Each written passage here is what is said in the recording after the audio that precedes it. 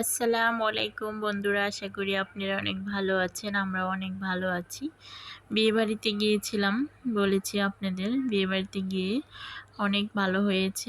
আসার সময় দেখি অনেক সুন্দর সুন্দর সবজিগুলো। পুরো সবজিগুলো দেখাতে পারিনি, কিন্তু এখন রান্না করছি, কেটে কুটে নিয়েছি, এটাই দেখাচ্ছি। এখানে আজকে রান্না করব চিচিঙ্গা।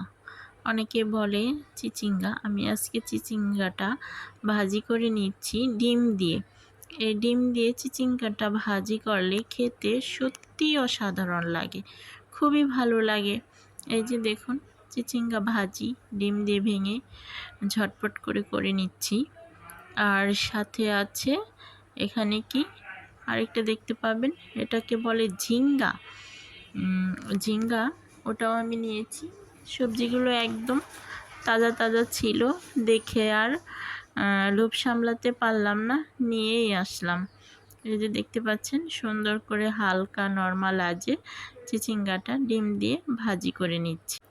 ভাজিটা হয়ে আসছে, দেখতে পারবেন সবুজ সবুজ করে, একদম কালারফুল করে নামিয়ে রাখবো। এই ভাজিটা খেলে কিন্তু সত্যিই খুবই ভালো লাগে, বাচ্চারাও।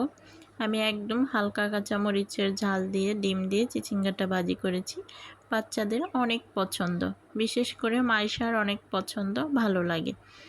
আর এখানে পাঙ্গাস দিয়ে আজকে ঝিঙ্গা ভলে, ঝিঙ্গা দিয়ে একদম মাখা মাখা একটা ঝোল করব। অবশ্যই দেখতে পারবেন সবজিটার কিভাবে আমি ঝোলটা রাখি, মাখাটা করে নিচ্ছি। এই যে সব কিছু, পেঁয়াজ কাঁচামরিচ সব কিছু দিয়ে দিয়েছি। একদম শুকনো মরিচের গুঁড়ো কিন্তু কম, সীমিত। হলুদ আর কাঁচামরিচ বাটা দিয়েই রান্না করে নিলাম আজকের এই ধুন্দলের সবজিটা। পাঙ্গাস মাছ দিয়ে হালকা করে একটা মাখা রান্না করব, খেতে অনেক ভালো লাগবে। এই যে অনেকেই হলুদ দেয়, অনেকেই টসটসা মরিচ তরকারিতে, সবজির তরকারিতে যতটা মরিচের গুঁড়ো কম দেওয়া যায় ততটা খেতে স্বাদ হয়, খুবই ভালো লাগে। আপনারা কাঁচামরিচ ব্লেন্ডার করে যে কোনো সবজিতে দিবেন, আর একদম গুঁড়া মরিচের গুঁড়ো দিবেন না, শুকনো মরিচের গুঁড়োটা। খেতে সত্যিই খুবই ভালো লাগবে, অসাধারণ। একবার করে দেখবেন। আমি আজকে কাঁচামরিচের ঝাল আর হালকা হলুদ দিয়ে অল্প পরিমাণ মরিচ দিয়ে করে নিয়েছি। দেখতেও কালারটা কিন্তু সেই সুন্দর হয়েছে, খেতেও আশা করি অনেক ভালো লাগবে।